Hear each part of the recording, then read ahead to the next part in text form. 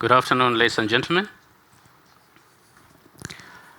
Well, I didn't hear from you. Is it because you haven't had lunch or what is happening?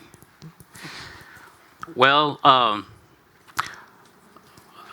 what you're watching in front of you, there's good news and there's bad news. I'll start with bad news. You're watching a less eloquent version of Barack Obama. The good news is it's a version that is a little bit more hopeful about the future of Europe. After all, even Brexit, we can find a way of putting brakes to their exit. Before you, we will be discussing a topic that's a little bit more controversial, sometimes uncomfortable, but at the time such as the one we're facing, sometimes we have to deal with inconvenient truths. Our topic today for this session is going to be fuel to the fire, weaponizing Islam in Europe. Now, for students of history, you must be aware that for about 13 centuries, the dominance of political Islam held a lot of currency. Of course, this came to an end with the fall or the collapse of the Ottoman Empire. And for about 100 years, there's been a struggle, especially within the Islamic world or Muslim-dominated lands, on how to establish a legitimate form of government. This struggle has been sometimes what they call voices that are moderate and voices that are extreme. Now, the Arab Spring and the rise of ISIS is testament to the inability to answer this question. Now, the panelists before you are going to help us walk through the contours of political Islam.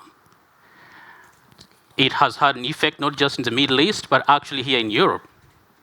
Increasingly, we have seen political profiteers use the phobia associated with Islam or Islamism for political mobilization. Of course, often with some detrimental results at the ballot box, especially for those who believe in liberal democracy, free speech, and inclusivity.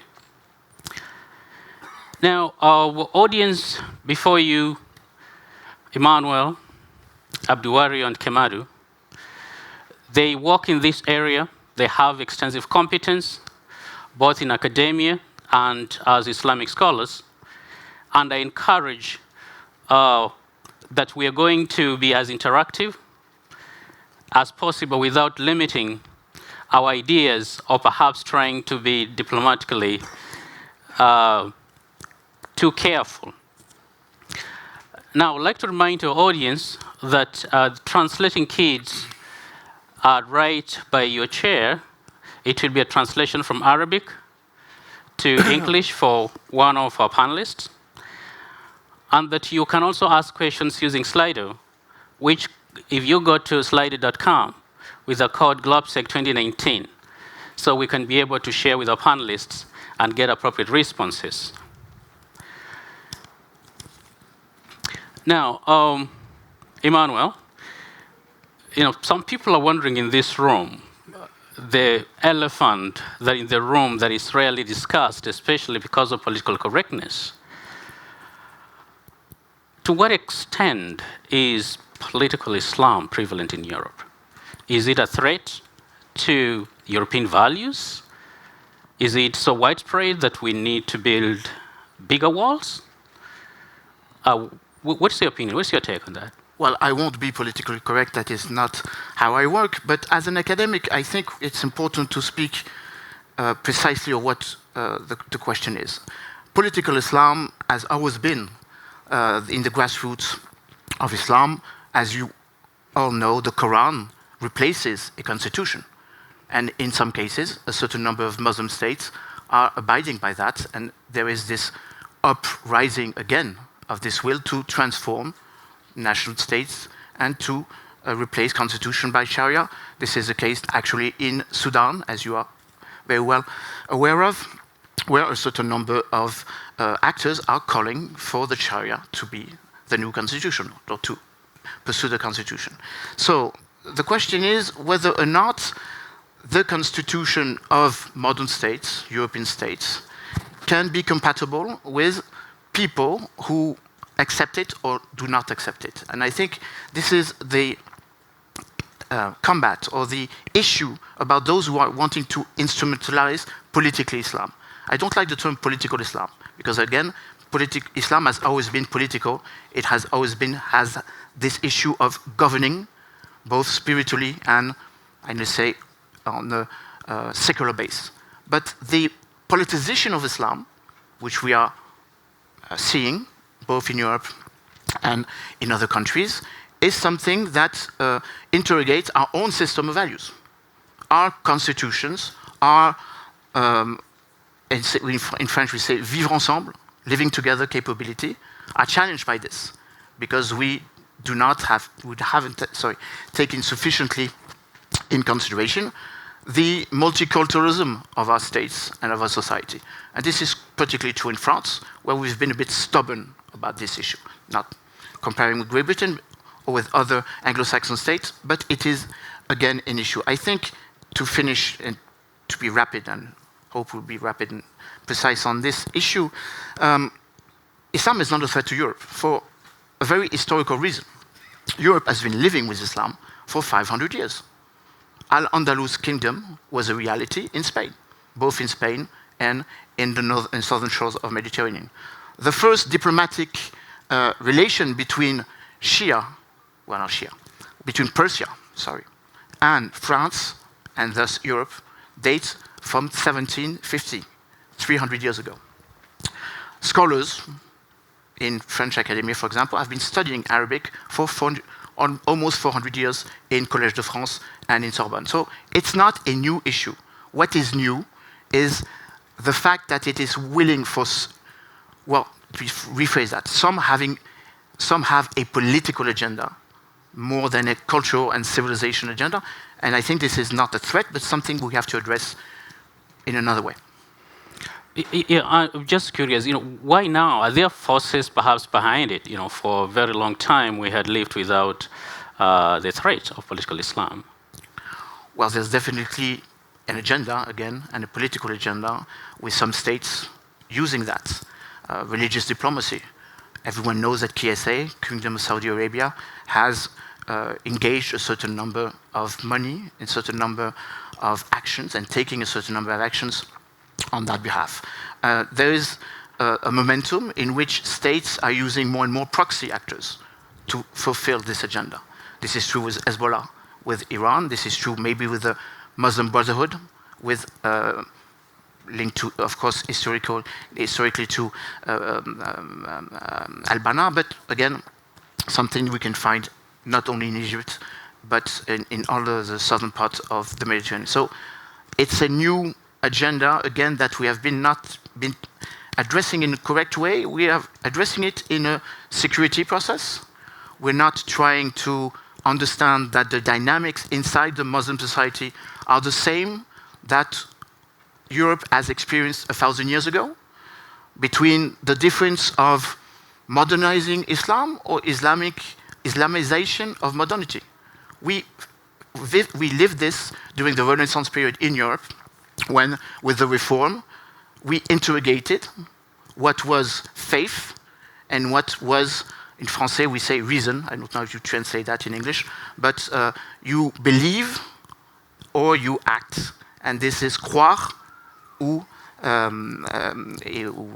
gouverner, to govern. So this, I think, has not sufficiently, to repeat myself, been addressed as something that we have experienced in Europe, and which is, I think, now traversing a certain number of societies. This was quite true just after, as a milestone, one of the milestones of the Arab Spring in 2011, and what is happening now in Algeria and Sudan, but I think we could go back on that issue afterwards.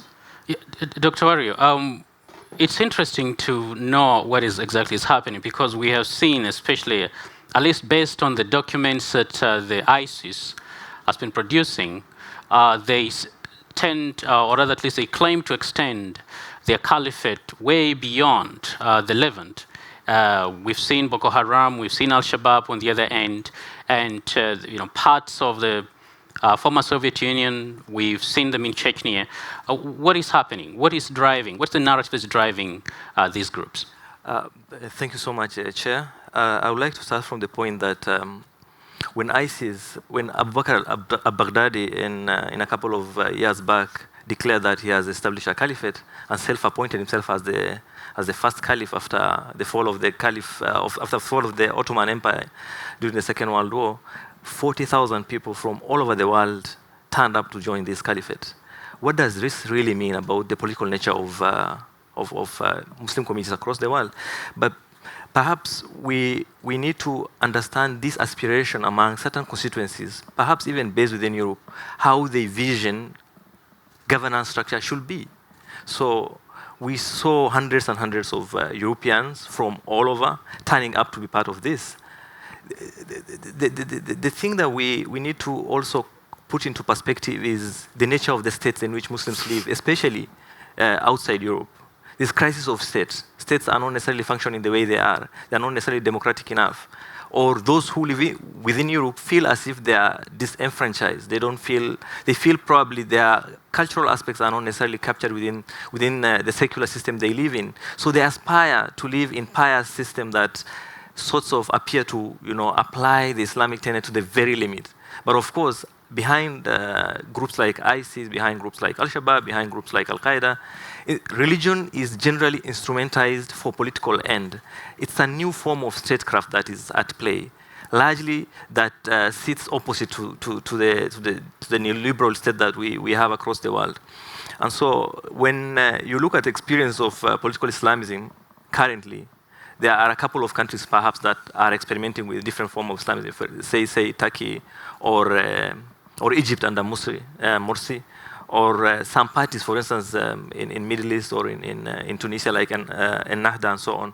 So there is quite diverse expression of what political Islamism is. And it's a mixed bag of success and failure. For instance, in the case of Egypt, for instance, despite the fact that this person was elected on some kind of popular legitimate vote, he couldn't inclusively administer the country enough for it to be considered as one unit. So we see crises continuously also appearing within different experimentation of Islamism. So I could put it that way. Now we have seen some states have been accused of sponsoring some of these organizations, state sponsors of terror. To what extent, and are there any states that come to mind that perhaps are contributing to the growth and expansion of these groups?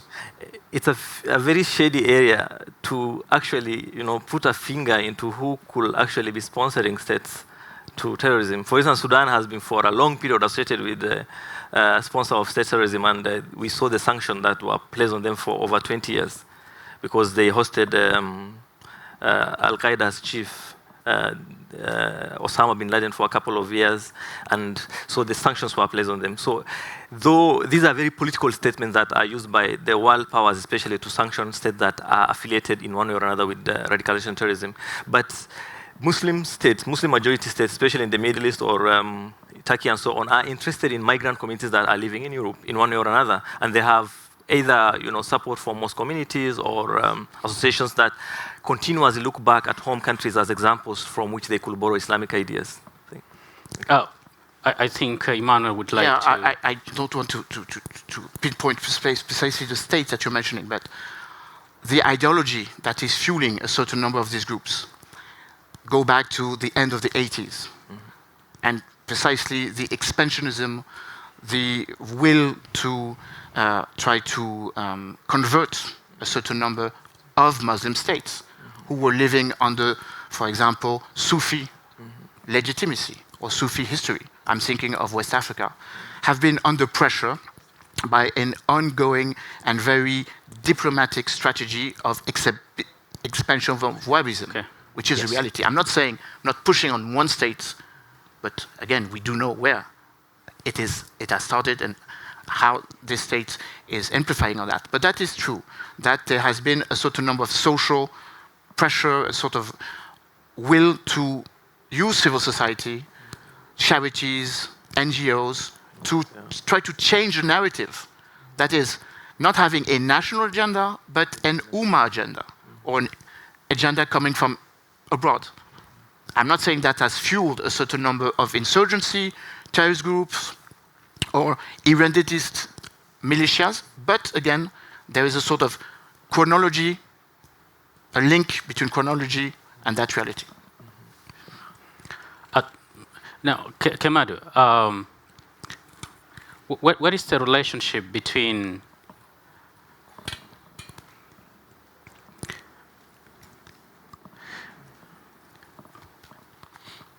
I think you'll need your translation kits from Arabic to English.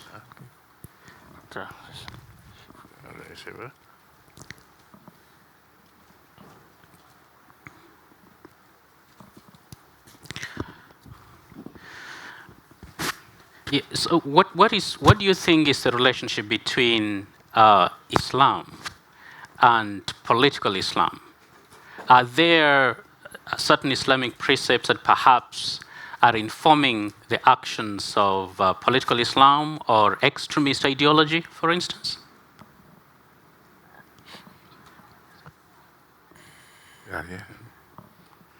Yeah. I was asking if are there any Islamic precepts within the Quran, for instance? Yeah.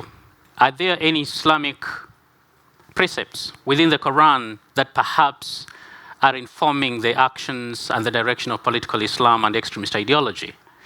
I think a lot of people around the world sometimes wonder whether there is actually a connection inherently between Islam and, for instance, terrorism and extremism. Translate. Ça marche pas?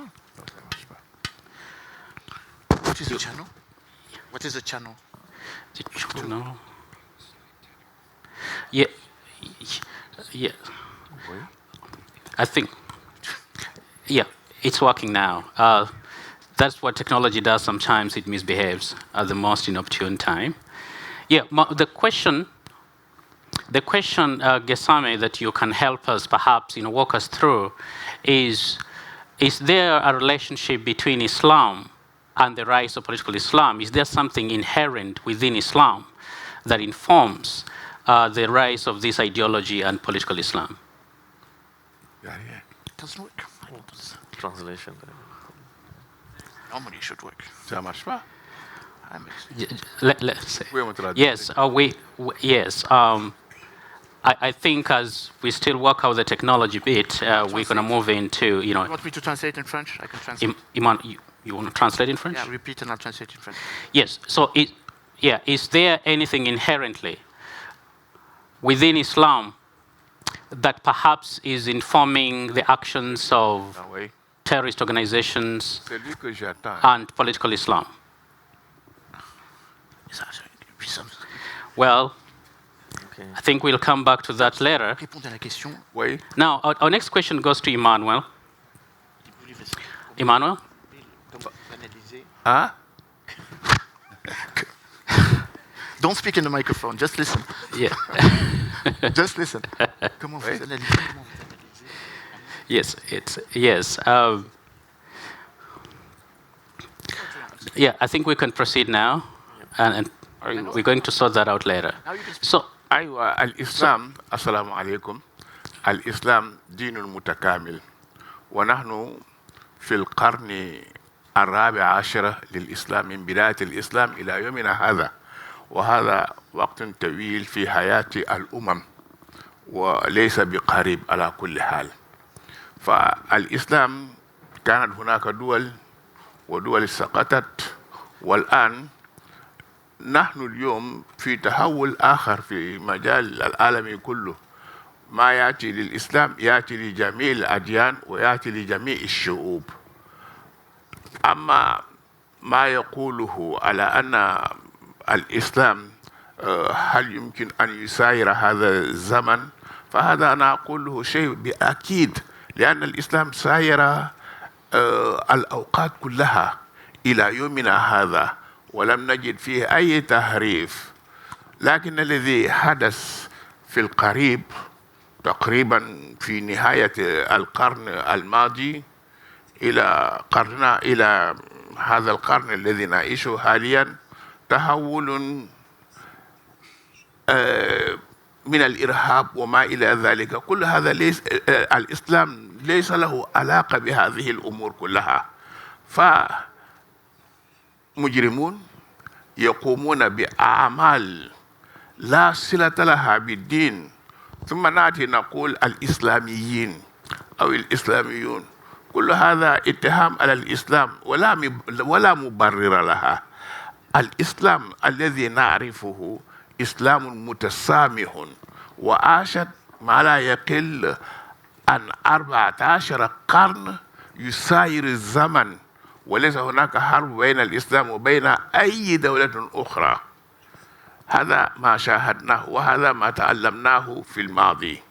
فإننا الإسلام في كل البلاد التي أعرفها متساير. أما ما حدث في بداية هذا القرن هذا لا نستطيع أن نسميه بأن هذا هو الإسلام على كل حال، ويجب أن نبعد ذلك عن الإسلام، ولا نقول أن هذا هو الإسلام. الإسلام دين، وهذا الدين ناس يتدينون به في كل مكان ويتعايشون مع غيرهم. ونحن في فرنسا عندنا ما نسميه بمؤتمر أئمة فرنسا. هذا المؤتمر يقوم بأعمال كبيرة جدا لتفهيم الناس أن ما يجري من أعمال من العنف الإسلام بريء عنه على كل حال، وهذا ما يجب أن نفهمه في كل مكان ما نحن فيه. Yeah, but you say that it has nothing to do with Islam,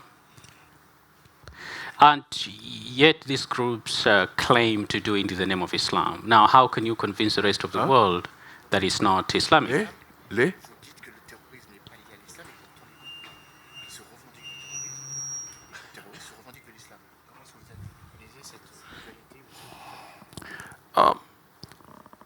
بالتأكيد الإنسان عندما يقوم بإجرام من الإجرامات في الدنيا دائما يحاول أن يوصله بشيء آخر. لكن الدين الإسلامي كما قلت لا علاقة له بالإرهاب الذي نشاهده في كل مكان. فعندما يقوم إنسان مسجون في السجون سنوات عديدة ويخرج من السجن ويقوم بإجرام من الإجرامات، سواء كان مسيحيا أو يهوديا أو مسلما، فهل يعني ذلك أن هذا الشخص الذي قام بهذا الإجرام في مكان أن نسمي بأنه على أنه كان مسلما يجب أن يكون ذلك هو عمل الإسلامي؟ طبعا لا، نحن لا نقبل ذلك. نحن نعرف بالتأكيد أن الإسلام دين متسامح، ودين عمل طوال العقود أو القرون الماضية لإسعاد البشرية، وهذا ما نحن فيه. نحن في فرنسا قمنا بأعمال كثيرة بقافلات لإعلام الناس على أن ما يجري في العالم حاليا ليس من عمل الإسلام، والإسلام لا يقبله بحال من الأحوال، وهذا ما نجده الأئمة يدعون بها في كل مكان. فمن هنا ومن هنا نجد الناس إرهابيين يقومون بأعمال دنيئة ويريدون أن ينسبوه إلى الإسلام. ومن السهل جدا أن نقول أنهم مسلمون، صحيح، جماعة يبيعون المخدرات، جماعة يعملون بالإجرامات، وإجراماتهم كيف ننسب هذا إلى الإسلام؟ الإسلام لا يقبل هذا. يجب أن يكون الشيء الذي يتعلق بالإسلام منسوب إلى أناس لهم اليد على الإسلام بالذات. مفتيين، أناس مسؤولين، أناس جمعيات مثلا، هيئات كبيرة، وهذا غير موجود. فلم نسمع بذلك أبدا أن هيئات مثل الأزهر دعا إلى الإرهاب أو هيئات مثل جامعة مدينة المنورة دعا إلى الإرهاب. لا، هؤلاء كلهم يدافعون عن الإسلام ولا يريدون أن يقوم. فكيف نستطيع أن نسند عمل إنسان مجرم، إنسان مجرم موجود في السجن، أن نسمي عمله بأنه هو على أنه مسلم فقط؟ يجب أن نسند هذا العمل إلى الإسلام. هذا نحن نرفضه ونرفضه في كل مكان. ليس ذلك بإسلام، فالإسلام دين متسامح. Thank you very much. Thank you. I would like to thank Emmanuel for the translating, in French for us. But I have a question for you, Emmanuel. We've seen what is happening increasingly in Europe. You have a lot of young men and women crossing over to go to the Middle East, to fight in jihad or for whatever cause they think. What are we doing in Europe to make sure that we actually reduce this problem of extremist recruiting from home? You find decent kids who have access to education, come from middle-class families, but they still find themselves in there. And then it becomes problematic for us to get them back because we don't know exactly what we're dealing with. What do you think Europe should do to make sure that this problem does not continue? Well, first of all, it's not a problem only that Europe has to tackle. There approximately was 5,000 foreign fighters who went to Syria coming from Europe, about the same coming from the Middle East, well, North Africa and Middle East. And it is a matter of concern for the African Union, as Mohamed Faki, the president of the Commission of the African Union, mentioned it frequently. So it's not only a problem about Europe. Secondly, I think the problem is not saying that they go to Syria or they went to Syria or to Iraq, more recently to Libya, and more anciently in Afghanistan for social reasons, because they're not integrated and because Europe has not mentioned or has not managed to integrate all of the communities. I do prefer communities more than ethnies. There is no ethnies in France. There is no community, by the way, but that's another question. So the issue, I think,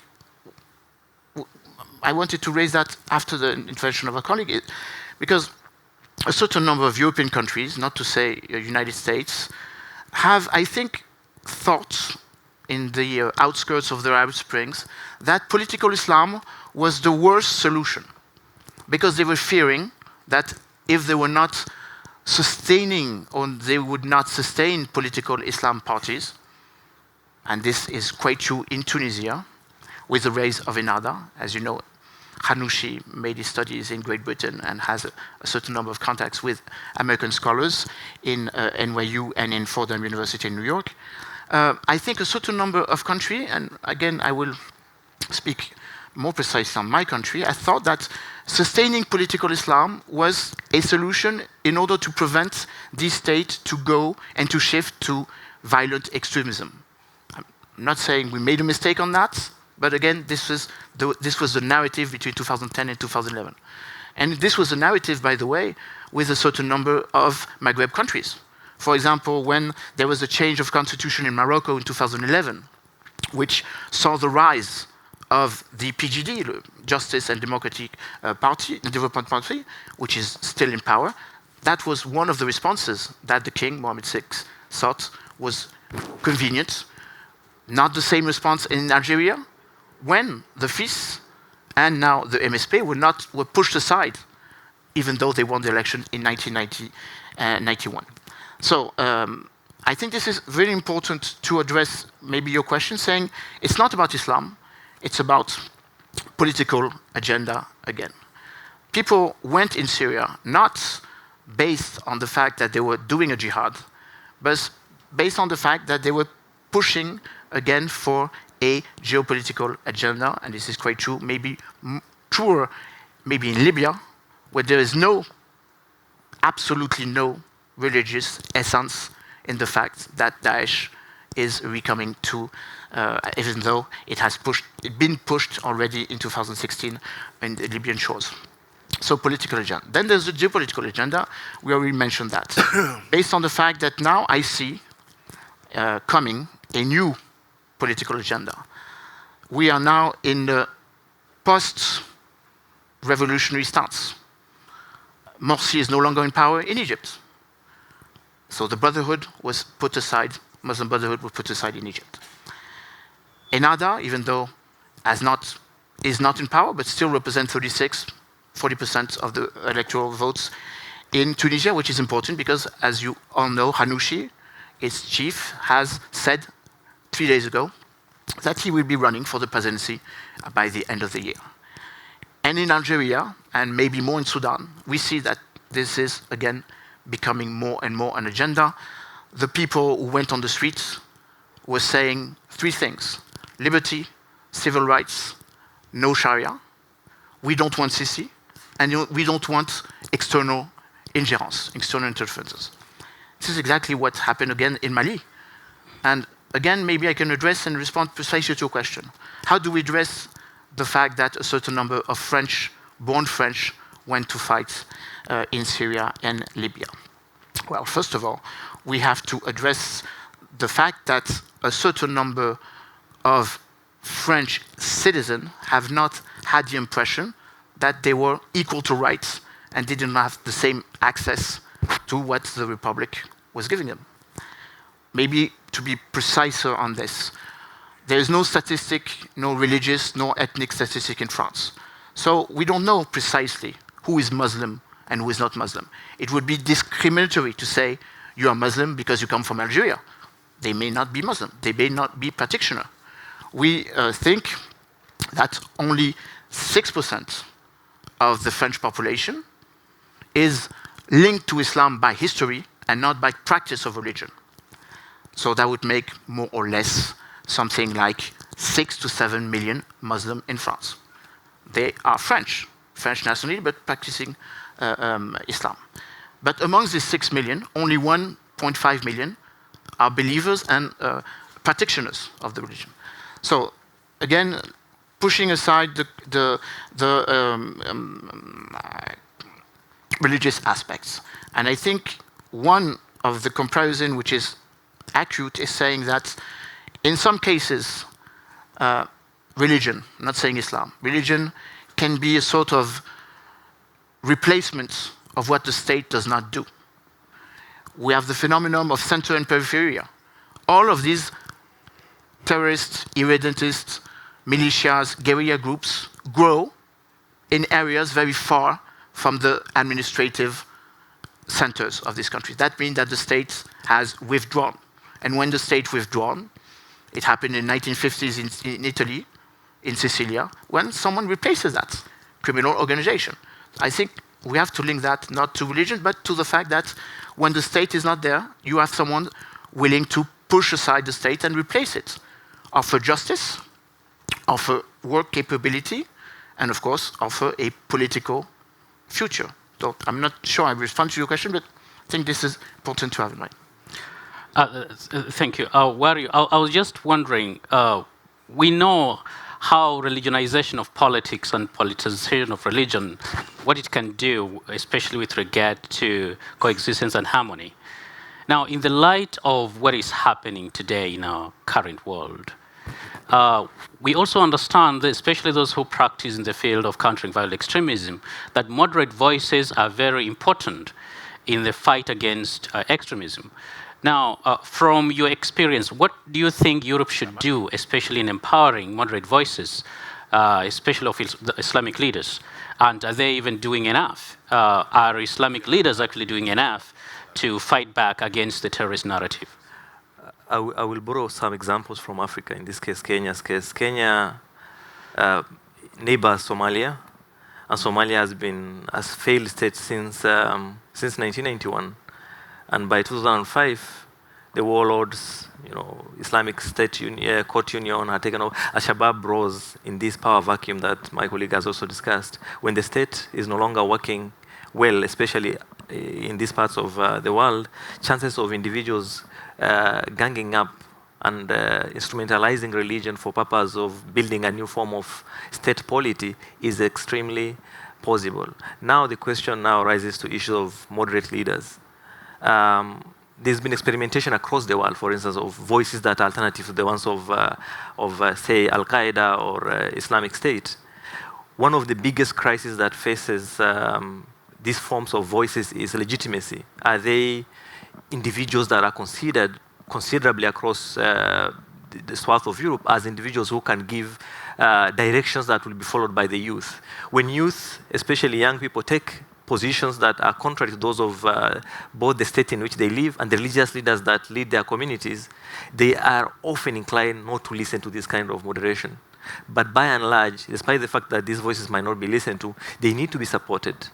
The experience, for instance, from Kenya is, and East Africa is that when these campaigns that are usually called counter extremism involves the communities better, chances of this agenda being accepted across by many stakeholders is strong.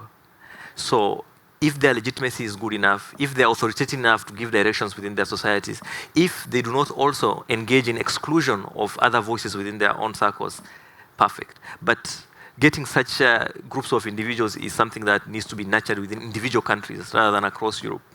Because, say, someone could enjoy extreme position of authority, say in Netherlands or in Germany or in France, and these voices need to be nurtured as country-specific voices that are going to guide communities towards the path of moderation and fighting violent extremism. In addition, whether it is real or not, those perceived grievances that individuals cite as reasons for going to join violent extremist group must be addressed by the society and must involve much more of communities themselves than state security agencies or any other partner that is seen as alien by these communities. And I think to finalize, examples need to be borrowed within Europe, and people need to learn from each other's experiences on how to address this. Thank you. Thank you very much for that contribution.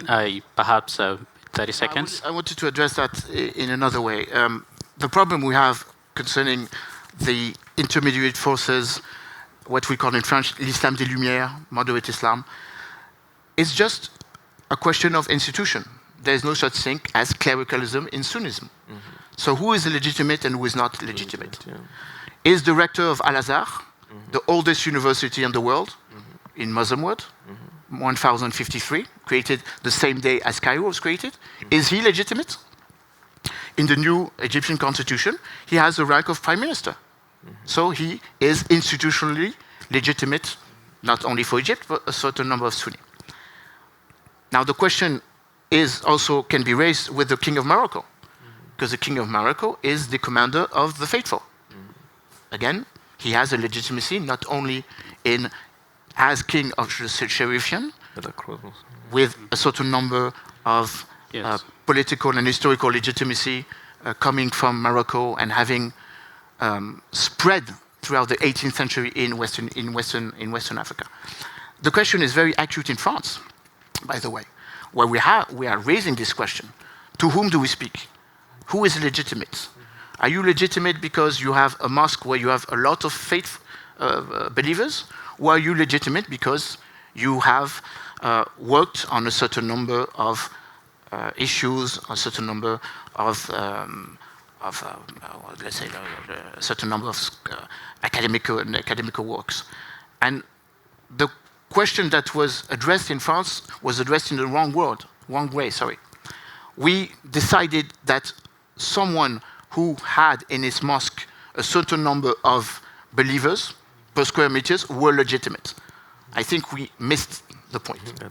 And again, to address in one phrase, there is a beginning of something on which we can work on, the Council of Muslim Elders, in which you have political leaders as well as religious leaders, not only Muslim, but from all of the three the three sacred religion, revealed religion, and they are working very actively to create an agenda, places where one can speak to the other, and of utmost importance, to have a linkage with states and international organizations. That is to say, we are speaking a lot about multilateralism. I think we should speak more about pluralism. pluralism inside the international order, where in a certain number of international organizations, we're not taking sufficiently in consideration the fact that maybe the leadership is not only state-owned, it can be locally owned, it can be religious-driven, it can be motivated by something else than state ownership. Thank you. I think at this stage I would like to take some questions from our audience. We're going to do gentleman, lady, or boy, girl, just to be fair. Gentleman right there. Thank you very much to the speakers. My name is Adam Neumann from Kiel University, and I have a question to Emmanuel. I'm wondering, we spoke about the legitimacy that we had on the panel, who is really legitimate. And so when I think about the question of legitimacy, I want to ask Emmanuel, how do you consider the use of the word anti-Muslim racism, the use of racism, when used for people rejecting sort of Islamic or Muslim ideas and religion? If we consider that sort of who is really legitimate to speak for the Muslim world, is that word in your mind appropriate? Because if I have a race, I cannot change my race, but obviously I can choose a religion, at least in our country, and here you can do that. So should that word racism be continued to be used, or is that probably also a weaponization of words? Thank you very much. Thank you. Another question?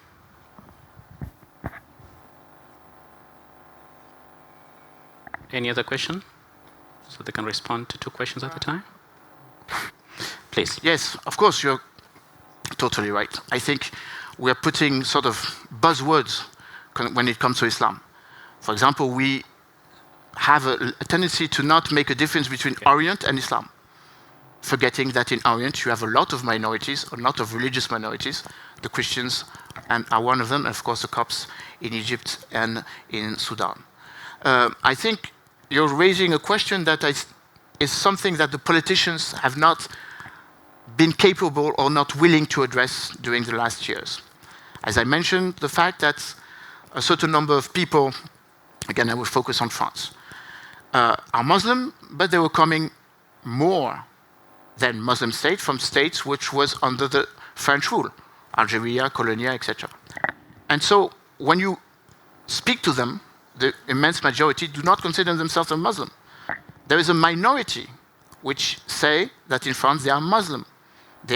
They consider themselves primarily Algerians, Tunisian, Morocco, or Franco-Algerian, Tunisian, America.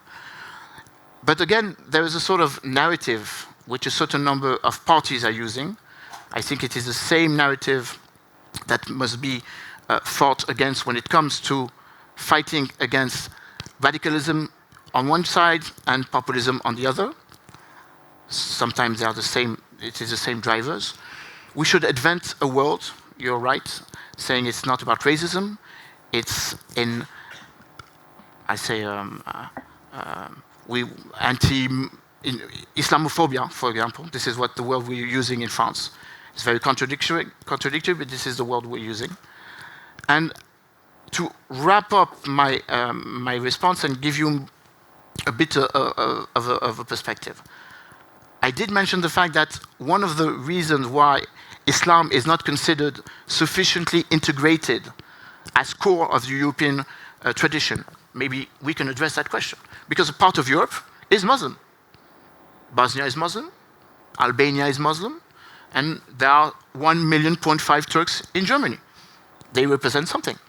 I mean, they have a voice because they are Turkish and Germans, and again, they are not voting because they are Muslim or linked to Erdogan. They are voting because they feel they can be represented by someone or another one. I think we're not sufficiently addressing the issue of the change of the sociology of our societies. No society no longer is unicultural. Each society, everywhere in the world, is multicultural. Cultural. So this is a question that the politicians should address when speaking to a certain people, a certain category of people who do not feel sufficiently French. Then there is the question of reciprocity. we are not interfering in the political or religious affairs of some countries. And one of the reasons why there is this form of racism, this form of antagonism with the Muslim, is because a certain number of countries are using that open door, this back door, to have an agenda.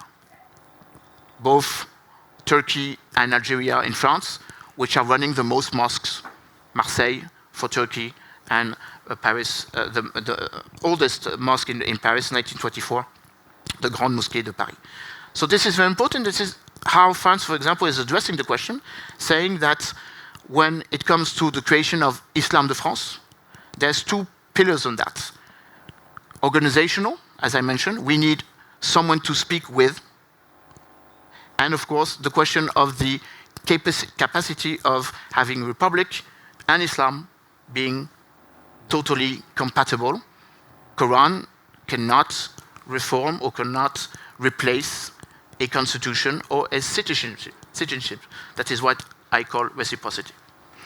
Thank you. Now, if in fact working with moderate voices can advance the cause of addressing extremism, how are we supporting moderate voices, especially Islamic voices in Europe, to ensure, especially in the light of increased Islamophobia in some countries, to ensure that we can co-opt them into the process of countering violent extremism and terrorist ideology? Well, there's 2 or 3 questions inside your integration. First question, how can we address better? We're already addressing the moderate voices, as, for example, to bring them to power. It's, again, a problem of medium range. And I think this opens to another question that we've been pinpointing all during our debates. The question between the opposition between Shia, for example, and Sunnism is not about religion. It's based on the fact that a certain number of countries, let's speak about the 90 million inhabitants of Iran, have gone to revolution in 1979, where all of the other Sunni countries, except Iraq, except Syria, we know what happened with Syria and what happened with Iraq, are not monarchies. They are republics. We may not like the leadership of one or the other. We change, or we choose to change the regime of the both, but I think this is an important point. It's, again, based on the fact that when you want to address this issue that the former president of Tunisia, Monsef Marzouki, addressed very well when he won the election in 2013. He wanted to modernize Islam and not Islamize modernity, which is something quite true because that is a political agenda. The other one is just taking consideration that we are living in a century where actors are changing, people are reassuming the fact that they want to have community building. I'm not saying this. Francis Fukuyama is saying this in his last essay, saying, I was wrong 30 years ago, saying that it was the end of history. No, last man, end of history. Saying it is the return of ethics, it is the return of community, but it is, in a way, a sort of democratic regression. I would like to take another set of questions from the audience. Make it brief, perhaps 10 seconds, please. My name is Alexandra Woyegam. I am a publicist, and I have a question to the professor from Al-Azhar. How do you think, from your perspective, how Al-Azhar and you as a professor, as a lecturer, can support moderate Muslims? French. نحن أولا قبل الإجابة عليه نشكر أولا الدولة الفرنسية. أنا كنت في فرنسا ما لا يقل عن 35 سنة أعيش فيها وأعرف ما مضى في فرنسا. ثم بعد ذلك جاءت مشاكل. هذه مشاكل نسبت عن أناس لا يموتون بالصلة بهذا الدين الذي هو الإسلام أناس ليس لهم أي ثقافة دينية إسلامية إلا ما يجدون في أنفسهم أن هذا هو الدين. فمثلا ما حدث في مالي الجميع يعرفه. أناس جاءوا من شرق البلاد ووقعوا على دولة مسالمة وقالوا إنهم مسلمون، وبدأوا ينفذون أحكاما تلقائيا، يجلدون أناس أبرياء. يكفي فقط أن يتهم إنسان بأنه سارق فيبدأون عليه بالجلد أو بأعمال أخرى شنيعة، والإسلام لا يبيح كل هذه الأمور، وهذه الأمور كلها بعيدة عن الإسلام. وقبل ذلك نحن نعرف ما حدث في أمريكا في نيويورك في 11 سبتمبر. لا أريد أن أرجع إلى تلك الأمور التي يحزن كل إنسان،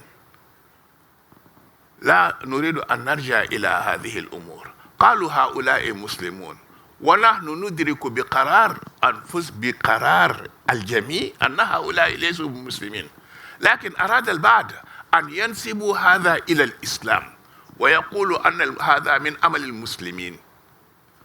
هذا ما أريد أن أتكلم عليه وأقول للناس أنه من الواجب أن ندع الفرق بين الإسلام والذين يقومون بأعمالهم من تلقاء أنفسهم.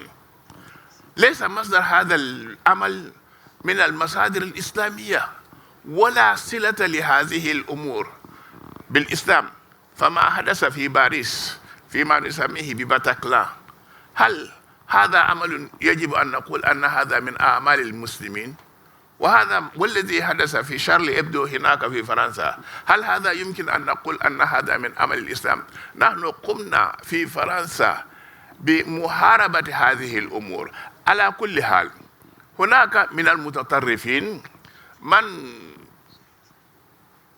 جعل هذا الموضوع سلاحا لهم لمحاربة الإسلام، والإسلام بريء، والإسلام وجد نفسه في حرب لا كما يقول العرب سابقا لا ناقة لهم فيها ولا جمل.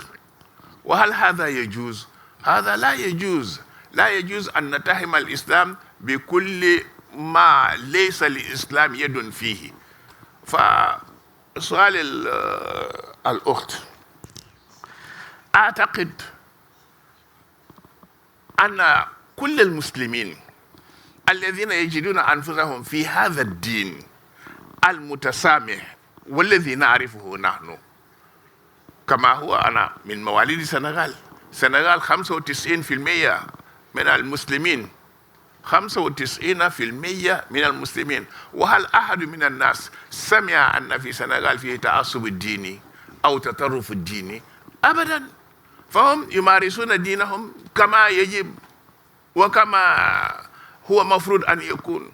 فالذي سمعناه في مالي والذي سمعناه في نيجيريا، أنا أعتقد بكل إخلاص أن هذا بعيد عن الإسلام ولا نؤيده ولا أحد من المسلمين يؤيد تلك الأعمال. Thank you very much for those comments. I'd like to apologize for some translation problems somewhere at the beginning. And thank you very much for staying with us, and thanks for the panelists. I would like to ask that you stay for our next session, which will start very shortly, and it's going to be on hybrid threats to our security, to start in about a minute or so. So please stay in your chairs, stay comfortably in your seats, and let's wait for the next moderator and the next set of panelists. Thank you very much.